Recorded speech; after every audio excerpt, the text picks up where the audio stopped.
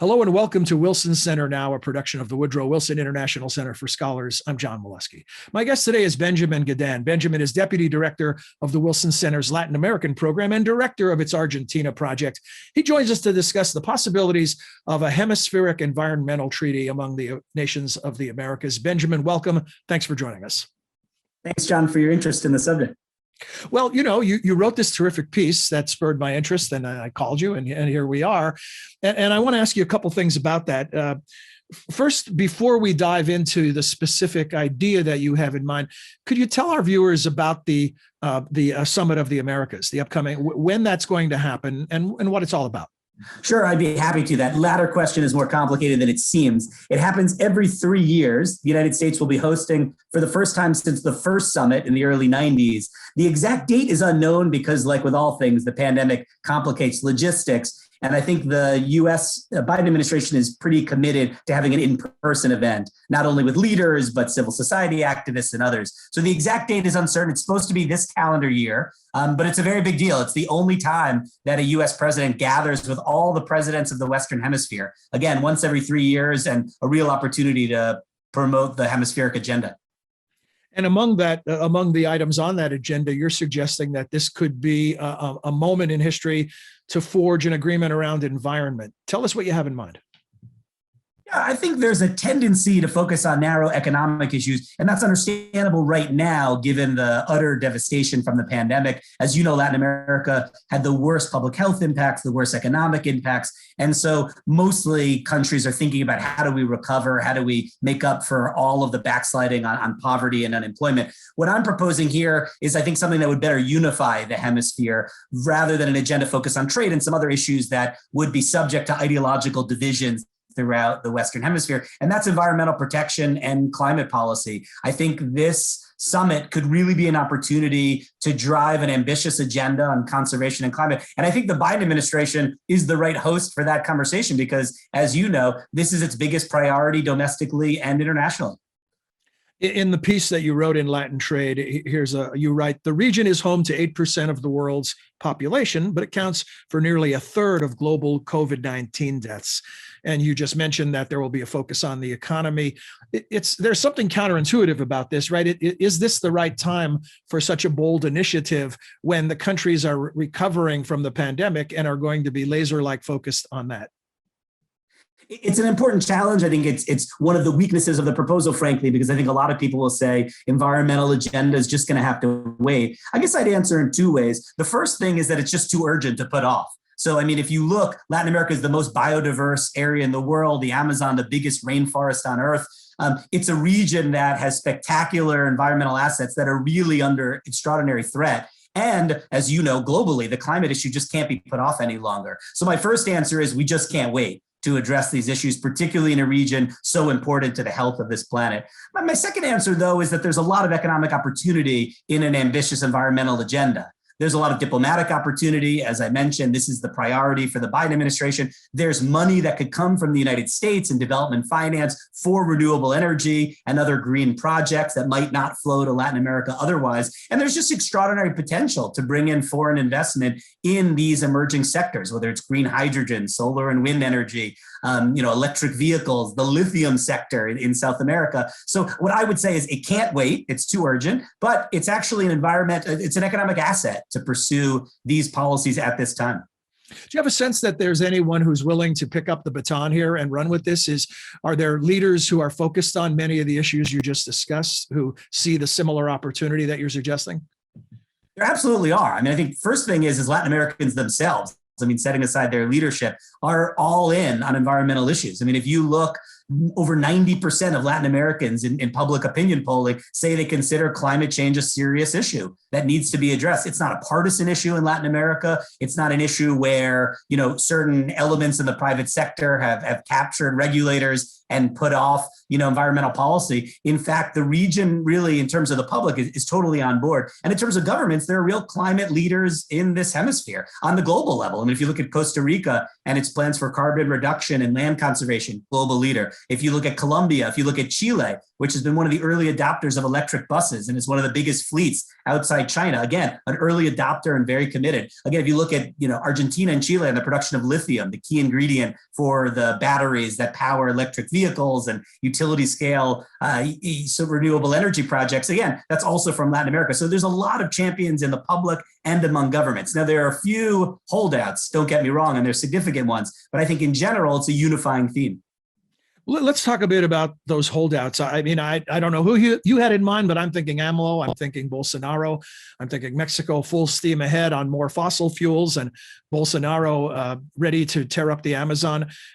Is that who you're thinking of when you make that allusion? I sure am. I mean, you could say there's other holdouts who say they're on board, but then spend a lot of time focusing on so-called climate finance, which is to say wealthy countries paying for this transition in poorer countries. And, if you group those together, that's a powerful obstacle to overcome. But yeah, the big ones are unfortunately the biggest emitters. Right. And that's Mexico and Brazil. In Mexico, there's a very old fashioned view of fossil fuels, and that the future of Mexico is all about hydrocarbons. And as you point out, President Andrés Manuel López Obrador is fully committed to that and not to the renewable opportunities, which are extraordinary in Mexico. Brazil, is engaging in a war on trees. And Amazon deforestation has just been extraordinarily accelerating. Brazil has demonstrated in the past it can grow its economy while reducing deforestation. But you saw last year a nearly 10% increase in deforestation, a 12-year high. And I think Brazil is coming around because it realizes the diplomatic issues at play with the Biden administration. And not only that, but again, the economic issues. I mean, you brought up, John, earlier, how can you think about environmental agenda when the economies are so fragile? Brazil's had some of the biggest impacts of COVID in the world on public health. But actually, you're seeing a big boycott movement going on globally, particularly from Europe, of Brazil, because of its environmental policies. You're seeing companies divest or threaten to do so. So I think there's a real economic motivation for Brazil to get on board, and I would say for Mexico too. More about that, the potential of people getting on board, as you put it. Often the way this breaks down is this false dichotomy where it's either build up the business sector or protect the environment, and somehow these are incompatible. You've already made the case that there can be great opportunities here, economic opportunities. Are investors lining up? Are there people out there, nations out there, companies out there who are waiting?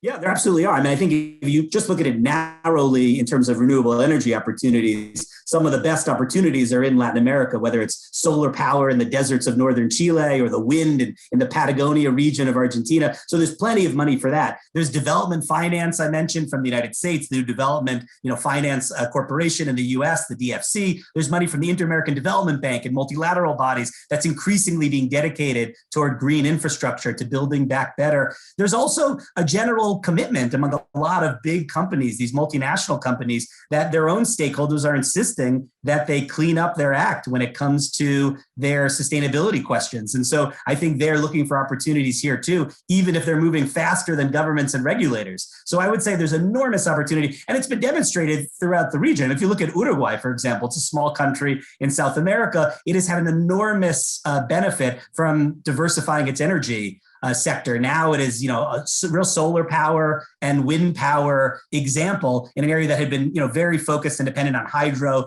very vulnerable to drought. And now it's bringing in, for the Uruguay scale, some significant sums in that sector. So I think there's economic opportunity all over the place and enormous diplomatic opportunities as well. You've touched on many of the opportunities or challenges, depending on which side of the coin you want to look at, right? But I want to ask you for sort of a hierarchy of need. When people think of the region, of course, they think of the Amazon, and of course, that leads to a discussion of climate change. Maybe topic 1A might be biodiversity. But what are some of the other areas that are screaming with some urgency that need to be addressed? It's across the board. I mean, when it comes to rivers, marine protection, clean air, these cities Thankfully, during the pandemic, I mean, a small silver lining has been a reduction in traffic and so improvements in air quality. But a lot of Latin America's mega cities, where much of the population is concentrated, have very poor air quality that had created, public health problems even before, but worsened the outcomes from the pandemic. The overfishing is a major challenge in Latin America, where you have not only, but principally Chinese fleets abusing the fishing stocks in these areas with ecological damage, but also damage on economic interests locally. This includes sensitive areas like by the Galapagos Islands off the coast of Argentina. So you have marine protection as an issue, air quality as an issue, climate. Latin America is one of the regions most vulnerable to climate change. And that could be drought, that could be impacts on agriculture in areas already very poor like Central America. It could be hurricanes, which are occurring at a higher rate and damaging the economies in Central America and in the Caribbean, some of these small island states that also face sea level rise. But as you can tell, John, it's an endless list that's having real impacts. It has impacts on migration. So you see this at the U.S. southwestern border, but you see it with lost livelihoods throughout the region due to climate change. And that's why you see a lot of climate champions in places like the Caribbean, which very much have felt the impacts in their own homes. Benjamin, you mentioned the China factor in terms of some negative impacts. Does China also represent part of the opportunity for investment? It's interesting, John. I mean, I think China's footprint in Latin America, unfortunately, has been devastating to the hemisphere's environment. Its investments are heavily concentrated in the sectors that have the biggest environmental impact, and that's a negative impact. Think about extractive industries, mining, industrial scale agriculture, where for these soy plantations, you're deforesting the Amazon. And oil and gas, you name it. That's just where much of the funding comes from. Also in infrastructure projects through the Belt and Road Initiative, there's just not a lot of push from the Chinese side to protect the environments. Occasionally countries can assert their own priorities, but really the priority has been, and as you can imagine after the pandemic really will be, just bringing in the money and getting shovels in the ground.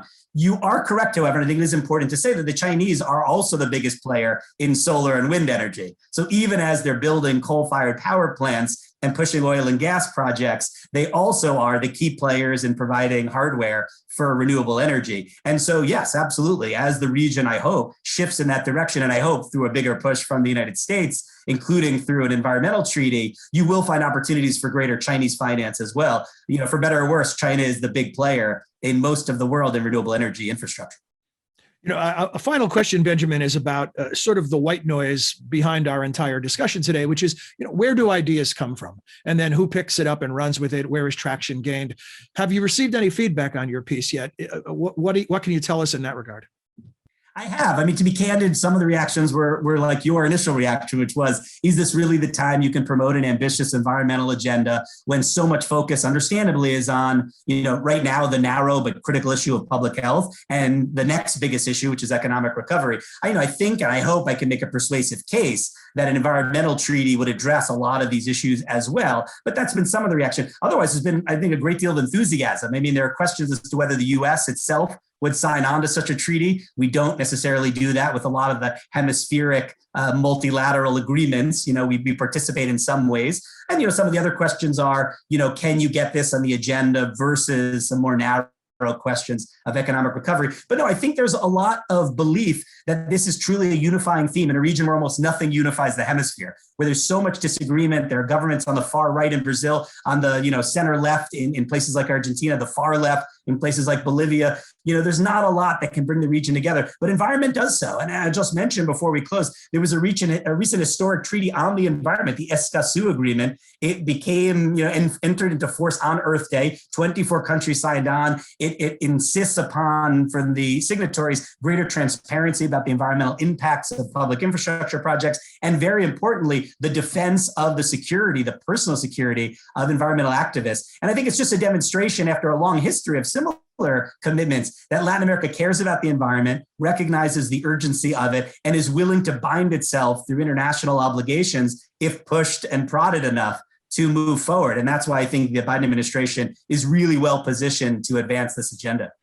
One of the best things about your piece, from my perspective, is the fact that you are challenging conventional wisdom that maybe this isn't the time. Congratulations on the piece. Thanks for joining us to talk about it today. And if I can indulge you in a little, I'll drag you into my own self-promotion here. In addition to Benjamin's work with the Latin American program and the Argentina Project, he and I are part of a podcast from the Wilson Center called America's 360, where we talk about issues like this and others. And so another thing available to you at wilsoncenter.org. Thanks, Benjamin. That's right. You got it, John. Thanks for the invitation. We appreciate your time. And we hope you enjoyed this edition of Wilson Center Now, and that you'll join us again soon. Until then, for all of us at the center, I'm John Molesky. Thanks for being here.